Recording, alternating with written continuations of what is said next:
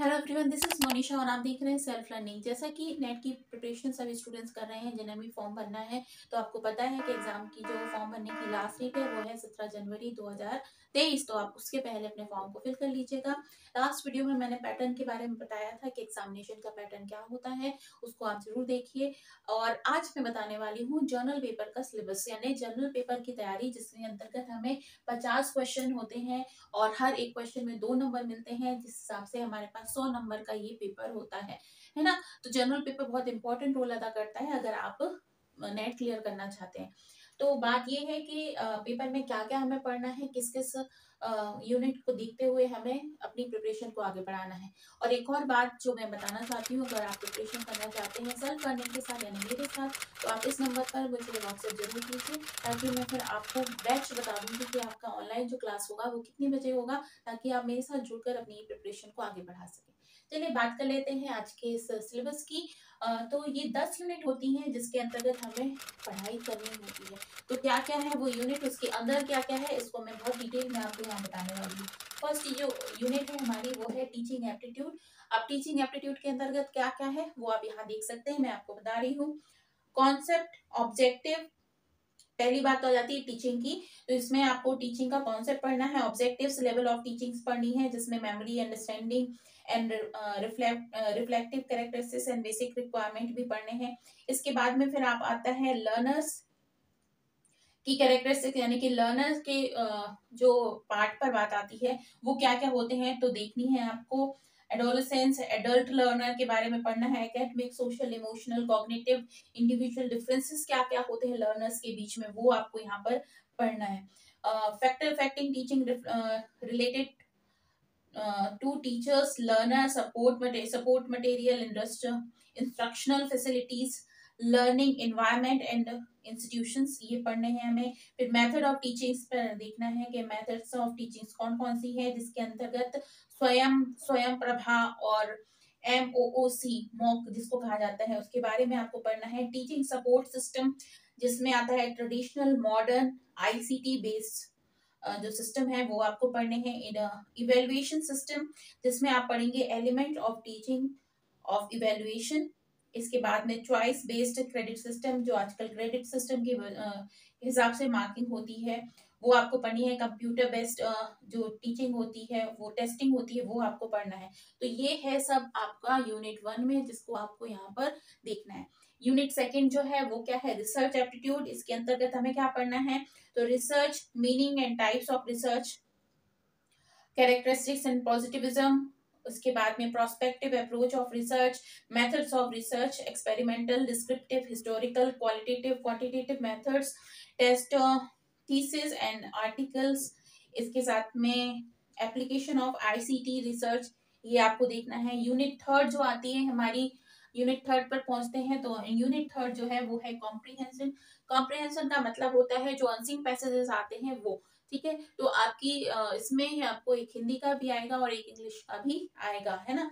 तो a passage of text is given, question are asked from the passage to be answered, ठीक है। यहाँ पर आपको पैसेज दिया जाएगा जिसके बारे में 5 क्वेश्चन आएंगे उस पैसेज से, और उसके बाद आपको हर एक क्वेश्चन का आंसर देना होगा, जिसका आंसर आपको पैसेज में ही मिल जाएगा। फिर आता है कम्युनिकेशन। कम्युनिकेशन में जिसको हम हिंदी में कहते हैं संचार, एक दूसरे के साथ में संचार करना। संचार के अंतर्गत आपको पढ़ना है communication, meaning and types of and characteristics of communication, effective communication, verbal and non verbal. इसके बाद में barrier of effective communication, mass media, society, ठीक है। तो ये हुआ आपका यूनिट 4। अब यूनिट 5 में पहुंचते हैं, जिसमें है mathematical reasoning and aptitude syllabus, ठीक है। तो इसमें आपको पढ़ना है number series, letter series, cubes and relationship, mathematical aptitude. इसके साथ में ratio, proportion, percentage, profit and loss, इससे संबंधित क्वेश्चन आएंगे। यानी टोटल जो देखा जाए सिंपल जो मैथमेटिक्स होती है उससे संबंधित आपको प्रश्न पूछे जाएंगे।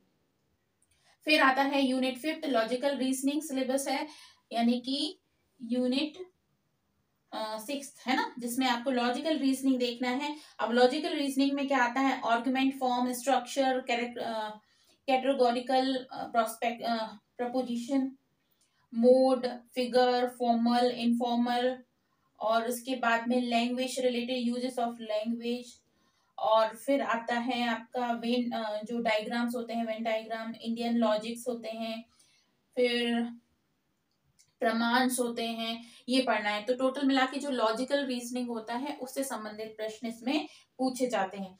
अब आ जाता है डेटा इंटरप्रिटेशन, 7 यूनिट है डेटा इंटरप्रिटेशन। तो डेटा इंटरप्रिटेशन जो है वो ग्राफिकल चार्ट के माध्यम से, टेबल चार्ट के माध्यम से, लाइन डायग्राम्स के माध्यम से, लाइन चार्ट के माध्यम से, मैपिंग के माध्यम से क्वेश्चंस पूछे जाते हैं। जिस तरीके से अनसीन के साथ में आपको 5 क्वेश्चन होते हैं, वैसे ही डेटा इंटरप्रिटेशन के एक क्वेश्चन जो पूरा टेबल दिया होता है उसमें भी आपको 5 क्वेश्चन पूछे जाते हैं। ठीक है। इसके बाद में आता है information and communication technology, next unit जो है हमारी ICT information communication and technology. अब इससे संबंधित प्रश्न होते हैं जैसे कि जनरल अवेयरनेस होती है आईसीटी के बारे में, ईमेल, कंप्यूटर से जो रिलेटेड नॉलेज होता है, डेटा से जो रिलेटेड नॉलेज होता है, डिजिटल हायर एजुकेशन का जो डिजिटाइजेशन हो रहा है उसका क्या इफेक्ट है, क्या फायदे हैं, ये पूछे जाते हैं। नेक्स्ट आता है हमारा यूनिट 9 जिसमें आता है पीपल डेवलपमेंट एंड एनवायरमेंट। तो पीपल डेवलपमेंट एंड एनवायरमेंट में डेवलपमेंट एंड एनवायरमेंट से संबंधित प्रश्न होंगे। इसके बाद में आता है ह्यूमन एनवायरमेंट इंटरेक्शन, ये पूछा जाता है। एनवायरमेंट जो इश्यूज होते हैं जैसे कि आजकल चल रहा है जो local, regional and global, air pollution हो गया, water pollution, soil pollution, noise pollution.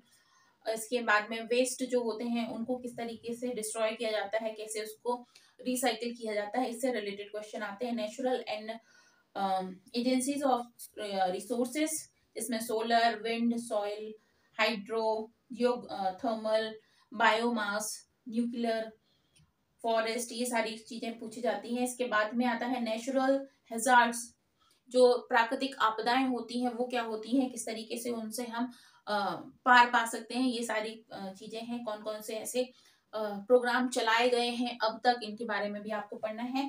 फिर यूनिट नंबर 9 आती है, 9 हो गई, 10 आती है जिसमें आपको पढ़ना है higher education system. Higher education system में आपको पढ़ना है institutions of higher learning and education in ancient India, मतलब प्राचीन समय में भारत में किस तरीके का एजुकेशन सिस्टम था वो आपको पढ़ना है। इसके बाद में आपको oriental conventional and non conventional learning programs पढ़ने हैं। Professional teaching and skill based education पढ़ना है। Value education and environmental education पढ़ना है। पॉलिसीज, गवर्नेंस और एडमिनिस्ट्रेशन के बारे में पढ़ना है। तो ये है पूरा सिलेबस। मैंने आपको यूनिट वाइज पूरा कंप्लीट सिलेबस बताया है। जो स्टूडेंट्स हमारे हिंदी माध्यम के हैं, मतलब हिंदी मीडियम से पढ़ते हैं, उनको अगर समझ में नहीं आया होगा तो एक वीडियो में और भी इसका बना दूंगी जिसमें मैं इस पूरे सिलेबस को हिंदी के मैं ही समझाऊंगी ताकि आपको सिलेबस बहुत अच्छे से समझ में आ जाए। क्योंकि एग्जाम की प्रिपरेशन का सबसे महत्वपूर्ण भाग ये होता है कि हमें मालूम हो कि हम क्या पढ़ने जा रहे हैं, और अगर हमें ये पता होता है कि हम क्या पढ़ने जा रहे हैं तो हमारी जो प्रिपरेशन का जो कहना चाहिए कि एक बड़ा हर्डल है जो हम पार कर लेते हैं। तो ये था सिलेबस। अगर आपको समझ में आया है, कुछ भी ऐसी चीजें जो नहीं समझ में आई है तो आप मुझसे पूछ सकते हैं, मैं उसका आंसर जरूर करूंगी।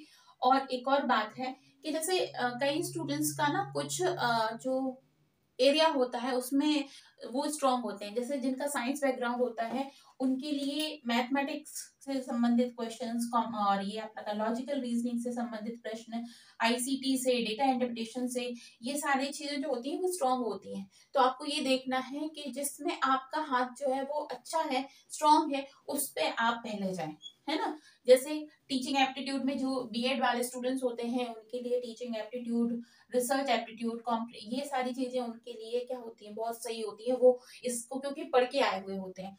जो साइंस लाइफ साइंस वाले बच्चे होते हैं उनके लिए एनवायरमेंट से रिलेटेड जो क्वेश्चंस होंगे वो उनके लिए सही होंगे। एजुकेशन वालों के लिए एजुकेशन से संबंधित रहेंगे।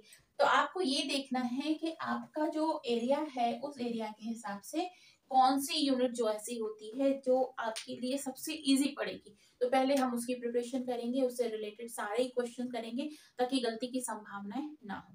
ठीक है। तो हम जल्दी से ही प्रिपरेशन स्टार्ट करने वाले हैं। फर्स्ट यूनिट से लेकर 10वां यूनिट की हम तैयारी करेंगे ऑनलाइन माध्यम से। आपसे फिर मैं कहती हूँ कि आप इस नंबर पर जरूर मुझे मैसेज कीजिए, और बहुत जल्द मैं आपका ऑनलाइन बैच लेने के लिए तैयार हूँ और आपको शेड्यूल में शेयर कर दूंगी।